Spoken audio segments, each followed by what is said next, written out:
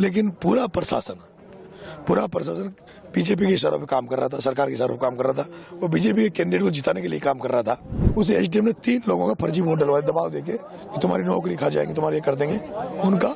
उन्होंने वोट डलवाया दादागिरी से। सभी की भावनाओं को हाथ किया जा रहा है। मैं गया, मैंने पूछा कर्मचारी से किसने डलाया, उन्होंने कहा ये एसडीएम ने डलाया है। मैंने एसडीएम के थप्पड़ जड़ा था, ये बात सही है, लेकिन इसलिए जड़ा था कि उसने कुकर्म किया था, गलत काम किया था। ऐसे आया तो इधर से फोर्स ने अटैक किया। वो उनके पास आंसू गैस के गोले, मिर्ची बम और सब थे। जैसे मिर्ची बम आया, मेरे को यहाँ महिलाओं ने घेर लिया था। महिलाओं ने कहा बेटा तू नहीं जाएगा। मैंने कहा खूब खुशी, मेरे को इस मकान में ले गए। तो विस्तृत रूप से अपना घटनाक्रम बता देता हूँ। सुबह मैं 7 बजे बूथों को, प्रत्येक बूथ में जाने का मेरा प्लान था, लेकिन मेरे को 9 बजे सूचना आती कि इस गांव ने बहिष्कार कर रखा है। बहिष्कार इस बात का था कि ये पहले उनियारा उपखंड में थे, वहां से तोड़ के इनको देवली उपखंड में जोड़ दिया गया है, पूरी पंचायत को। इसके अलावा जिसने बहिष्कार, लेकिन वहां भी अधिकारियों ने जबरदस्ती करके 2 लोगों को वोट डलवा दिया था और वो बहिष्कार को खत्म करके उन्होंने डाला। मैं यहाँ 9 बजे पहुंच गया था। मैंने समझा इसकी, कहा कि भाई आप लोग वोट डालो। इन्होंने कहा जब तक कलेक्टर यहाँ आकर हमें आश्वस्त नहीं करेगी तब तक हम बहिष्कार को वापस नहीं लेंगे।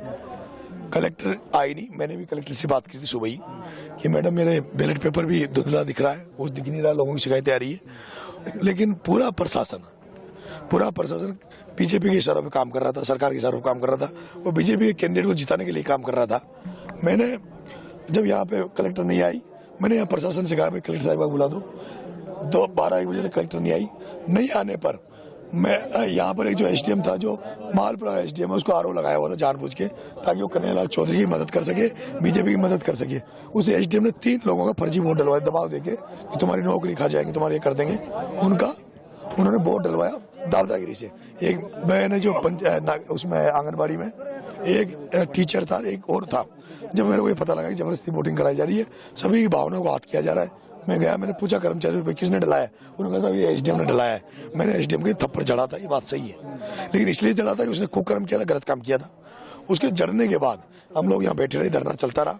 जब धरना चलता रहा तो 3:30 बजे जब कलेक्टर नहीं आया, कोई भी नहीं आया, जब मुझे लगा कि ये लोग ये चाहते हैं कि हमारा वोट नहीं डले, मैंने वोटर से अपील की आप लोग वोट डालो 3:30 बजे, और 3:30 बजे बाद वोट डाल दो। जब तक आपका वोट डलेगा, वोट डलने के बाद मैं यहाँ बैठा हूँ। वोट डलने के बाद आप जो फैसला लोगे वो फैसला मेरा है। सारे वोट डल गए, सारे लोग यहाँ इकट्ठे हुए। सबने फिर एक बात कही कि कलेक्टर के बिना हम कोई बात नहीं करेंगे। मैंने खूब कहा कलेक्टर बुलाओ, नहीं बुलाया। लास्ट में मैंने फिर एक बार कह दिया भाई एसपी को बुला लो, एसपी बुलाओ, एसपी की बात भी मान लेंगे। लेकिन एसपी यहाँ 50 मीटर पे बैठा था स्कूल में, वो नहीं आया। नहीं आने के बाद में फिर शाम को हमारा रात भर ये स्टेज लगा के हमारा ये था भाई रात भर हम यहाँ पड़ाव डालेंगे। मैंने बिस्तर मंगा लिया था, खाना मंगा लिया था। खाना मंगाने के बाद हम लोग, इन्होंने खाना रोक लिया, हमारा टोल भी रोका। फिर वो कच्चे रास्तों से खाना आया पिकअप में, वो पिकअप रोक ली। रोकने के बाद मैं जब मुझे पता लगा, सारी पंक्ति लगा दी थी, हम लड़के बैठ गए थे। मैं खाना लेने गया, तो खाना लेने के लिए गया तो पुलिस के एसपी ने मेरा हाथ पकड़ के पुलिस से कहा कि भाई इसको गाड़ी में डालो। मेरे को गाड़ी में डाल लिया था। जैसे गाड़ी में डाला, पथरा हो गया था, पथरा हुआ, लाठीचार्ज हुआ। उसके बाद पुलिस वाले वहां से मेरे को छोड़ के भाग गए। एक भी पुलिस वाला मेरे साथ नहीं रुका। पुलिस का एक ड्राइवर गाड़ी में था। उस पर जब लाठीचार्ज पड़ा हुआ, मैंने उसको, मुझे लगा इसको नुकसान हो सकता है, मैंने उसकी जान बचाने के लिए उसको निकाला, उसको मैंने उस मकान में बिठाया। फिर मैं इस जगह आ गया। ऐसे आया तो इधर से फोर्स ने अटैक किया। वो उनके पास आंसू गैस के गोले, मिर्ची बम और सब थे। जैसे मिर्ची बम आया, मेरे को यहाँ महिलाओं ने घेर लिया था। महिलाओं ने कहा बेटा तू नहीं जाएगा। मैंने कहा खूब खुशी, मेरे को इस मकान में ले गए। बाद में मिर्ची बम फेंके, मैं यहाँ आके घायल हुआ। मुझे यहाँ से फिर पीछे खेतों से 7-8 लोगों ने उठाकर बेहोशी था, मैं उठा, मेरे को 4-5 किलोमीटर ले गए थे। मैं वहाँ जाके रहा। फिर रात भर हमने सब लोगों से बात करी। सब लोगों से बात करके जो भी हमारे लोग थे उनसे बात करने के बाद यहाँ का हमें पता लग गया था कि पुलिस यहाँ मकानों में आग लगा रही है, यहाँ गाड़ियों में आग लगा रही है।